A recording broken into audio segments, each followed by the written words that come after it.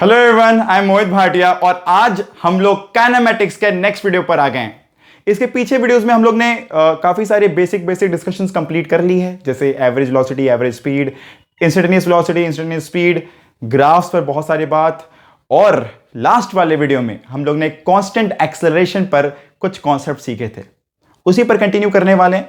काफी सारे बच्चों की रिक्वेस्ट थी भाई कि और भी प्रॉब्लम सॉल्विंग की जाए, तो प्रॉब्लम सॉल्विंग अपने और कंटिन्यू करने वाले हैं और एक दो डाउट भी है उसे भी कंसिडर करेंगे।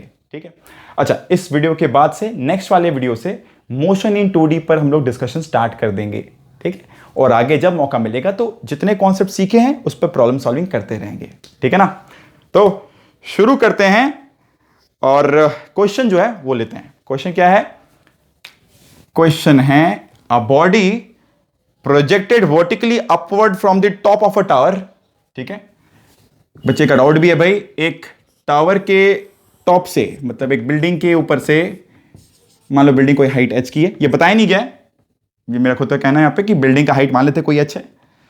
बिल्डिंग के टॉप से a body projected vertically upward from the top of a tower reaches the ground in time t1। मतलब बिल्डिंग के टॉप से एक पार्टिकल को ऊपर की तरफ प्रोजेक्ट किया गया और ये टाइम t1 में नीचे पहुंच रहा है। This interval is t1। ठीक, एक और पार्टिकल है, क्वेश्चन है आगे लिखा हुआ, if it is projected vertically downward, एक और particle, if it is projected vertically downward from the same position, या इसी पार्टिकल को बोला जा रहा है नीचे तरफ फेंका गया।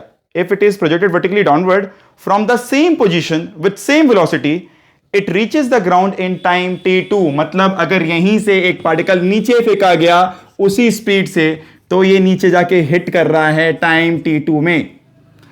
फिर आगे क्वेश्चन है, if a body is released from rest and from the same position, then what will be the time t required by the body to reach ground. मतलब इसी हाइट से एक पार्टिकल को बस रिलीज किया गया, ठीक है, तो ये टाइम कितना होगा बताना है, given this speed is 0। Release करना मतलब क्या था? बस हाथ से बॉल को छोड़ देना। ठीक है, और अपने यहां पे जो रिलेशन ऑब्टेन करने वाले हैं बेटा, वो एक स्टैंडर्ड रिलेशन भी रहेगा। ठीक है, इस प्रॉब्लम को शुरू करते वक्त सबसे पहली बात, बहुत सारे बच्चों को शायद प्रॉब्लम सॉल्विंग करते वक्त दिक्कतें आ रही है। तो बेटा देखो, प्रॉब्लम सॉल्व करना है ना अगर फिजिक्स का, तो सबसे पहला स्टेप होता है, अगर बात की जाए प्रॉब्लम सॉल्विंग, कोई पूछे स्ट्रेटेजी क्या होती है, तो ऐसा कोई हाथी घोड़ा कुछ नहीं हो सकता भाई।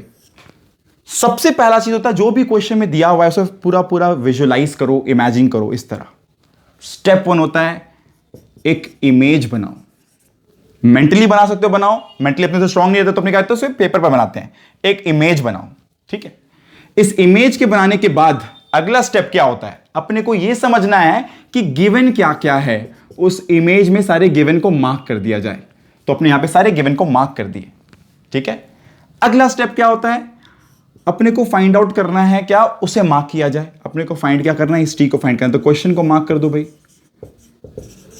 ठीक, इसके बाद नेक्स्ट स्टेप क्या होता है, तो अपने ये अगर इमेज बना लिए, गिवन लिख लिए, ये सारी चीजें यहां पे हो गई है। क्वेश्चन क्या है पता लग चुका है। अब सोचना है कि क्या करने से ये क्वेश्चन सॉल्व होगा, तो उससे related formulas, related expressions, related formulas, related results या रिलेटेड कॉन्सेप्ट्स, उसे अप्लाई करना है यहां पे।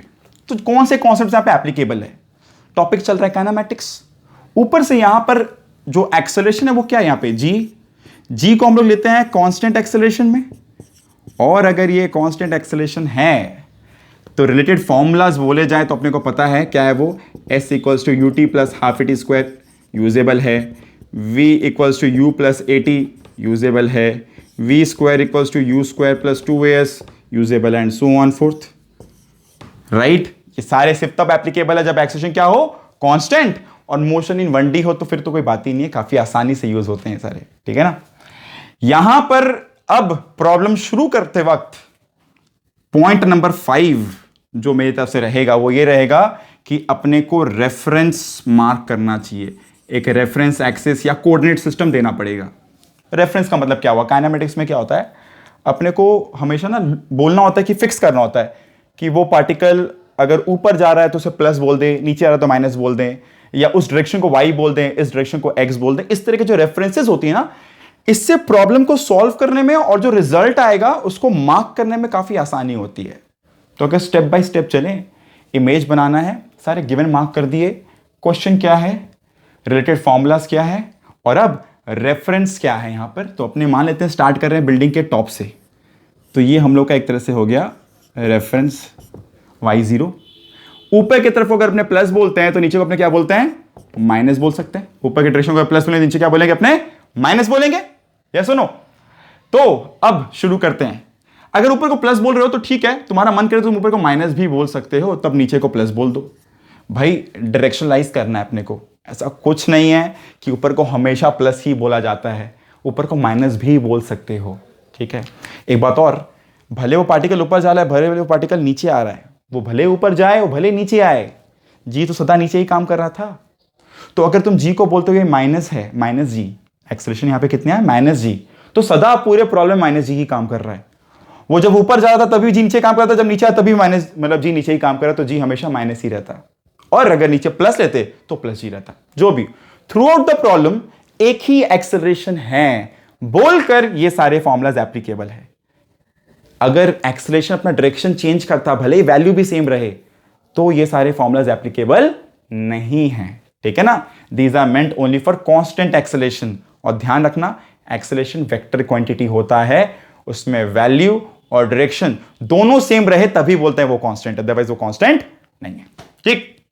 और अगर वेरिएबल हो तो क्या करते हैं, अपने को कैलकुलस यूज करना पड़ता, अपने जो इंस्टेंटेनियस वाला कॉन्सेप्ट सीखे ना वो सब यूज करना पड़ता। तो अभी हम लोग बच के वो सब यूज नहीं करना है। यहां पर क्वेश्चन पर आते हैं फिर। तो गिवन है, अपने को निकालना है T1 T2 और T में रिलेशन एक तरीके से, बिकॉज गिवन सिर्फ T1 T2 है भाई, यू नहीं बताया हुआ है, यू तो अपने मार्क की है। क्वेश्चन में तो बस बोला था बॉल ऊपर फेंका जा रहा है एक स्पीड से, बॉल नीचे फेंका जा रहा है एक स्पीड से, वो दोनों स्पीड सेम है, और एक बार ड्रॉप करा जा रहा है। तो ये सब हम लोग मार्क किए हैं, ये हाइट बताया हुआ नहीं था, ये हाइट हम लोग मार्क किए हैं। तो दीज आर नॉट गिवन, ये हम लोग बस रखें ताकि प्रॉब्लम कंप्लीट रहे, पर हम लोग को इन सबको वापस एलिमिनेट करना है।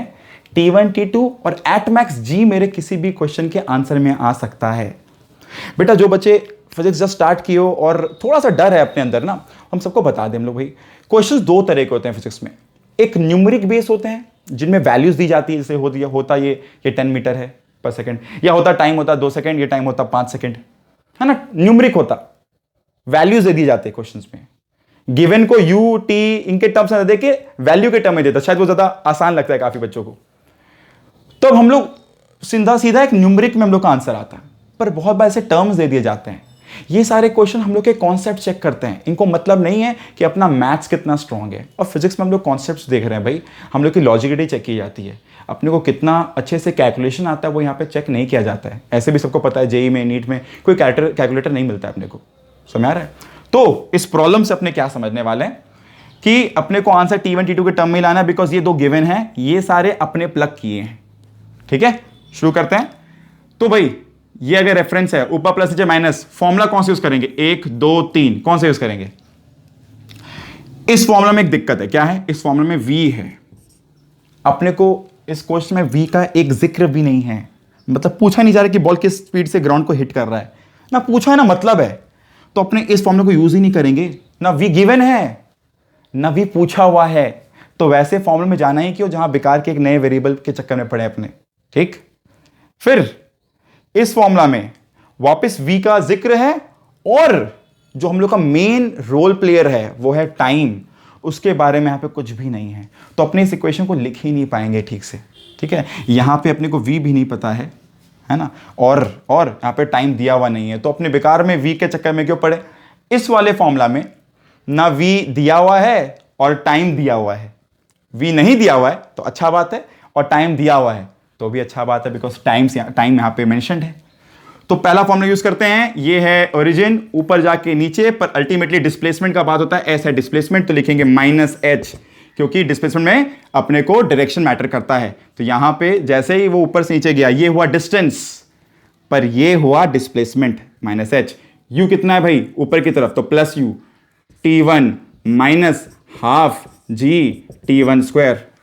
हे भगवान, ठीक है,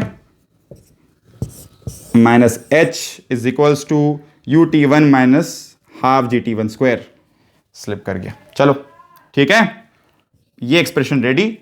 और अब आगे बात करते हैं, आई गेस ये सारे पॉइंट्स क्लियर है, रेफरेंस मार्क कर दिया गया। और अब नेक्स्ट स्टेप क्या था, सिक्स्थ स्टेप है फॉर्मूला अप्लाई करना। ये समझते हुए कौन सा फॉर्मूला यूज करना यहां पे सही रहेगा। तो 1 2 3, फिर अपने रिलेटेड फॉर्मूला लगाएंगे, उसको मार्क करेंगे क्या फॉर्मूला एप्लीकेबल है, और रेफरेंस एक्सिस उसमें से कौन सा फॉर्मूला मार्क करना है उसे निकाल के यूज कर लिए।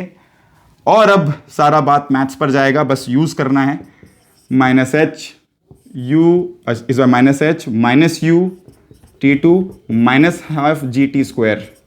समझ आ रहा है, नीचे नेगेटिव, यू भी नीचे, जी भी नीचे और डिस्प्लेसमेंट भी नीचे। तो अगर सब में माइनस माइनस लगा दिया जाए तो ये सारे माइनस कॉमन हो जाएंगे और एक्सप्रेशन कुछ इस तरह का बन जाएगा, U T two plus half जी टी टू स्क्वायर। बेटा बहुत बार पता है ऐसा भी होता है ना कि जब अपने सॉल्व कर रहे होते हैं उसके पहले पता नहीं होता कि क्वेश्चन ये कहां जाने वाला है। अपने कुछ चीजों को बस एक्सपेक्ट कर सकते हैं, जैसे एक दूर अपने को देख सकता है शायद ये रास्ता सही जाएगा, अपने पास एक प्रेडिक्शन दे सकते हैं कि अगर ऐसा क्वेश्चन में कुछ दिया हुआ है, अगर ऐसा रास्ता में ये सब बोला गया कि ये तरह का रास्ता में चलना है जो रास्ते में पत्थर होता है ना, और बगल में जंगल रहे, और इधर एक रास्ता जहां पे अगल बगल में दिख रहा है बहुत बालू है, डेजर्ट है, तो अपने को बता दिया गया इंस्ट्रक्शन में कि अपने को उस रास्ते पे चलना है जहां पे पत्थर ज्यादा है, बगल में जंगल है, तो अपने उसी रास्ता पे जाएंगे। ये एक्सपेक्टेड है कि शायद ये रास्ता सही जाए, ये गलत भी हो सकता है बस आगे पत्थर दिख रहे हो, ठीक है। और over with habit with situation हम लोग छोटे छोटे चीज़ों को रास्ते में मार्क करने लग जाते हैं, जिससे समझ में आता है कि ये रास्ता सही है, ठीक है।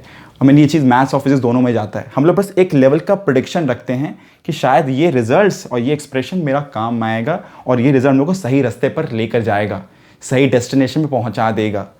पर हमेशा ये सही जाए तो मतलब नहीं है, और अगर रास्ते पे ना चलो तो कहीं भी नहीं पहुंचोगे, चलना तो पड़ेगा with a little bit of prediction.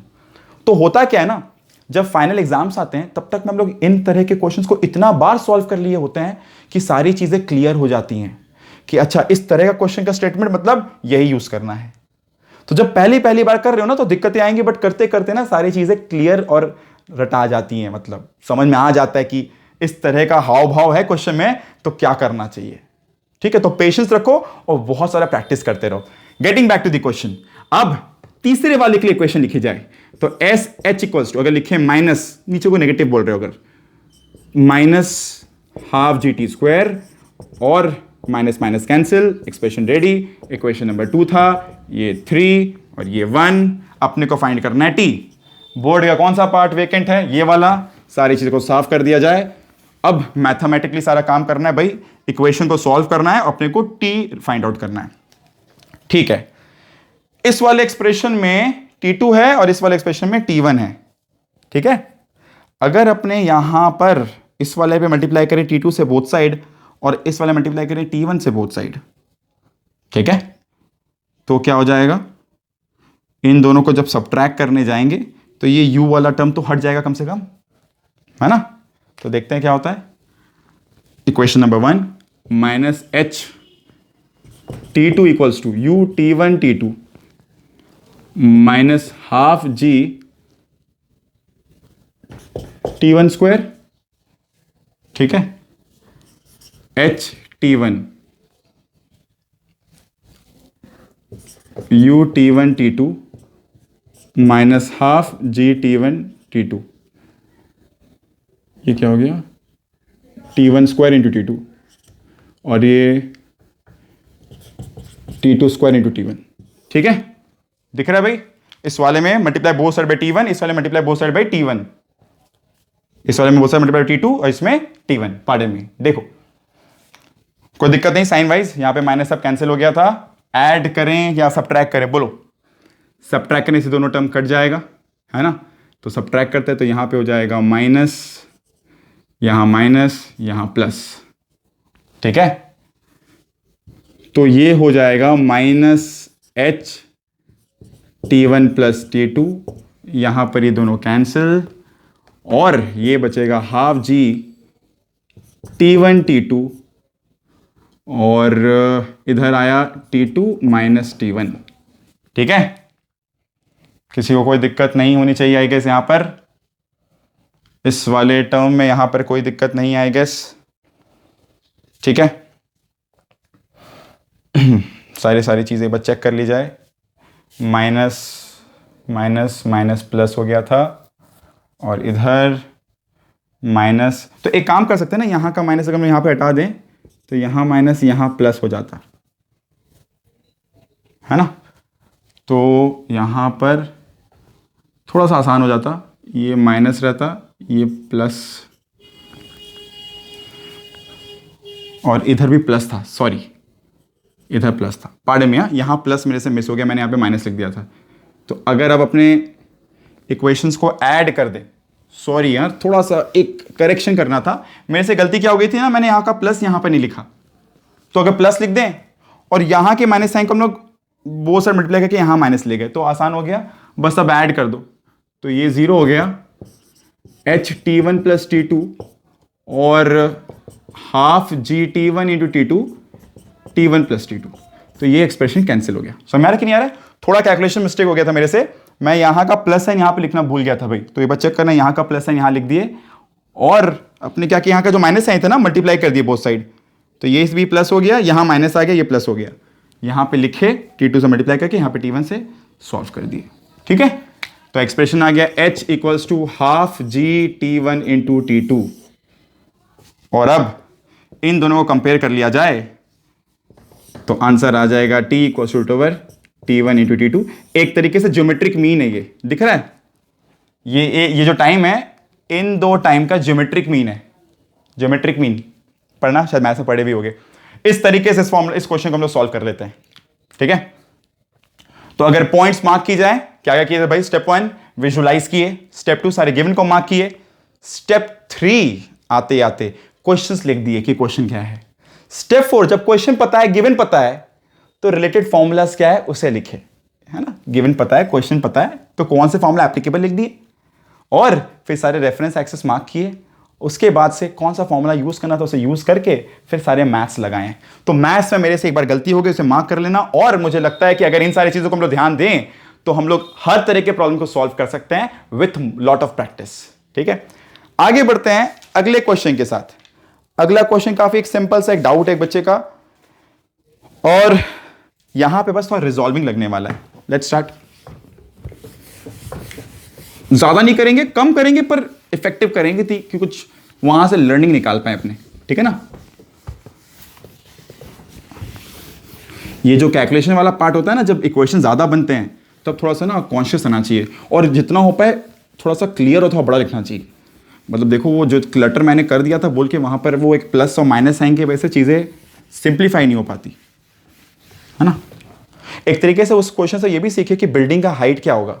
वो जो बिल्डिंग का हाइट क्या था, हाफ ऑफ GT1 T2, है ना। मतलब अगर ऊपर फेंके, ऊपर से नीचे जब गया वो टाइम लगा कोई 5 सेकंड मान लो, और सीधा नीचे फेंके इस तरफ तो टाइम लगा अगर मान लो 3 सेकंड। तो what is the height of the building? Half of G 5 into 3। Simple building का हाइट निकल गया। 5 इंटू 3 15, और यहाँ पे कितना हो गया जी 10। अगर 10 लेके चलते हैं हम लोग लगभग, तो 150/2 75 मीटर बिल्डिंग का हाइट हो गया। तो एक और रिजल्ट है वो। ठीक है, वो एक रिजल्ट, उसे मार्क कर लेना कॉपी में। Next question please. A ball 1 is released from the top of a smooth inclined plane। तो भाई इस क्वेश्चन में एक इंक्लाइन प्लेन मेंशन कर दिया गया है, और स्मूथ इंक्लाइन प्लेन मतलब कोई फ्रिक्शन नहीं है, तो कोई रुकावटें नहीं है, सिर्फ यहां पर ग्रेविटी काम करने वाला है। जो भी हो, smooth incline plane, at that same instant ball 2 is projected from the foot of the plane. ठीक है, यहां से with such a velocity that they meet halfway up the incline। यहां पे कहीं halfway up the incline दोनों ball meet करेगी। ठीक है, क्वेश्चन ड्रॉ कर रहे हैं। स्टेप 1 इमेज बनाना है।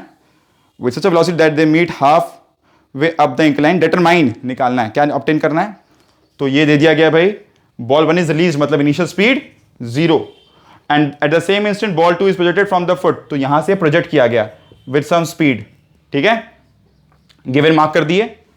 Determine velocity with which balls are projected, किस स्पीड से बॉल आर प्रोजेक्टेड, किस स्पीड से बॉल को फेंका गया, ये वाला, ठीक है, ये तो रिलीज किया गया ना, इसे फेंका गया। The velocity of each ball when they meet, जब दोनों मिलते हैं तो यहां पर ये तो बता दिया गया ना, पूरा अगर लेंथ है एल, ये लेंथ है अगर एल, तो हाफ में मिल रहा है, मतलब यहां से l/2। क्वेश्चन में इसे कोई थीटा हम लोग लिख दे रहे हैं, ये गिवन होना चाहिए था थीटा, ठीक है। तो क्वेश्चन है velocity with which the balls are projected, तो ऑब्वियसली ये तो रिलीज किया गया है, इसका बात करना है स्पीड का। The velocity of each ball when they meet, जब लोग मीट कर रहे हैं तब क्या वेलोसिटी है दोनों बॉल की, ठीक है। काफी सिंपल क्वेश्चन है ऐसे तो। ये इधर से इधर जिस टाइम में पहुंचा, इधर से इधर जिस टाइम में पहुंचा, ठीक है, आपने पहले तो ये समझते कि इंक्लाइन प्लेन में ना एक्सेलरेशन क्या होता है, नीचे क्या है भाई mg, तो अपनी इमेज बनाए, गिवन मार्क किए। अब इसके बाद क्वेश्चन तो पता ही अपने को, क्वेश्चन पे मार्क कर लिए कि भाई क्या निकालना है, तो अपने फोर्थ स्टेप पर आगे सीधा सीधे रिलेटेड फॉर्मूलाज यूज करने के पहले गिवन को और क्लियर कर लो। भाई ये अगर mg है, ये अगर थीटा है, तो इस तरफ क्या काम करेगा, इसे रिजॉल्व करना सीखो। ये अगर कोई mg है या इस तरफ ग्रेविटी है, ये 90 है, तो अगर अपने इसे बोलते हैं 90 माइनस थीटा, तो ये क्या है वापस थीटा, तो ये कंपोनेंट है mg cos और ये कंपोनेंट है mg sin। चेक करो, ये mg, ये थीटा, ये 90, तो ये 90 minus theta right angle triangle बन रहा है, तो ये भी थीटा ना, ये नॉर्मल है, ये नॉर्मल है इस इंक्लाइन के, तो ये पूरा 90 था, तो ये क्या थीटा है, तो 90 माइनस थीटा, तो mg sin mg cos, तो जो रिस्पॉन्सिबल एक्सेलरेशन है वो सिर्फ g sin है, फोर्स बाय मास है ना, और अपने को इससे मतलब नहीं है, तो ये एक्सेलरेशन है g sin। तो ये जो बॉल ऊपर जाएगा इसके लिए भी g sin नीचे की तरफ, और जो बॉल नीचे आएगा उसके लिए भी g sin नीचे के तरफ। तो पहले बॉल 1 के लिए काम करते हैं, है ना। कितना डिस्टेंस कवर किया, s की जगह फॉर्मूला कौन सा यूज कर रहे हैं, साइड में नोट कर लो, तीनों फॉर्मूला यूजेबल है। कौन सा, s equals to ut plus half AT square, v equals to u plus AT और v square equals to u square plus 2s, ये तीनों फॉर्मूला यूजेबल है। क्यों, क्योंकि एक्सेलरेशन कांस्टेंट है, एक्सेलरेशन कांस्टेंट है, ठीक है ना। कलर चेंज करते हैं, यहां पे तीनों में एक्सेलरेशन कांस्टेंट है, अपने ये यूज करेंगे। क्यों, क्वेश्चन बोला गया है velocity of each ball when they meet, तो या तो ये यूज कर लो या तो ये यूज कर लो, कौन सा प्रेफर्ड है, क्योंकि क्वेश्चन में टाइम का जिक्र नहीं है, तो तुम्हारे ऊपर है भाई, ये भी यूज कर सकते हो, ये भी यूज कर सकते हो। मेरे को ऊपर वाला यूज करने का मन है, लेट्स सी। इससे बस ये होगा कि एक स्टेप बढ़ने वाला है, हम लोग टाइम निकालेंगे। क्या हो रहा है ना कि जिस टाइम में यहां पहुंचा उसी टाइम में यहां पहुंच रहा है, तो टाइम यूज करना अच्छा रहेगा, बिकॉज टाइम का बात करना पड़ेगा।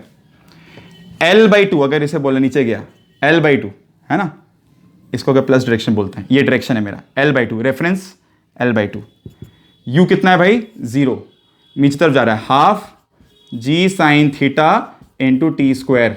अपने इस डायरेक्शन को प्लस बोल दिया अगर, तो ये 0 था, initial speed 0, half G T square equals to l/2, 2 cancel हो गया, तो यहां पर जो t आया, t कितना आया भाई, l/g sin थीटा का रूट ओवर। ये टाइम है जिस टाइम में ये बॉल यहां से यहां पहुंचेगा, इसी टाइम में ये बॉल यहां से यहां पहुंचा, तो इसके लिए लिखते हैं वापस। तो यहां पे अगर ऊपर के डायरेक्शन में इस बॉल के लिए ऊपर के डायरेक्शन को अगर प्लस बोल दे, तो नीचे को क्या बोलेंगे माइनस, तो लिखते हैं l/2 ऊपर की तरफ इक्वल्स टू u कितना पता नहीं अपने को, ये वही टाइम है, but minus half G sine theta T square. दिख रहा है इस बॉल के लिए, अगर ऊपर को प्लस बोल रहे हैं इस बॉल के लिए प्लस, चाहो तो ऊपर को माइनस बोल दो, नीचे को प्लस बोल के रखो, कोई दिक्कत नहीं है। तो टाइम यही वाला पुट करेंगे यहां पर, और अपने को l/2 पता है, जी साइन थीटा पता है, टाइम पता है, पुट करना है बस। तो देखो भाई क्या होता है, l/2 equals to u into T, l/g sine theta to the power half minus half G sine theta T square. T क्या भाई, l sine theta with g, तो ये जी साइन कैंसिल, क्या बचेगा, बचेगा यहां पर l/2 with a minus sign, और यहां पे भी l/2। अगर हम लोग रिलेटिव मोशन पढ़ लिए होते तो हम रिलेटिव मोशन से करवाते हैं सम, बट अभी नहीं पढ़े थे, इसलिए बिना रिलेटिव मोशन कर रहे हैं। जिन बच्चों को रिलेटिव मोशन आता हो जरूर ट्राई करना रिलेटिव मोशन से। तो क्या हो जाएगा, ये माइनस पर आ जाएगा प्लस l/2, मतलब क्या हो जाएगा रिजल्ट, रिजल्ट क्या हो जाएगा, L equals to U times L sine theta with a G, ये G बार बार में से मिस हो रहा है, टू द पावर हाफ, दिख रहा है, -L/2 + L/2 उधर आके L, तो L/L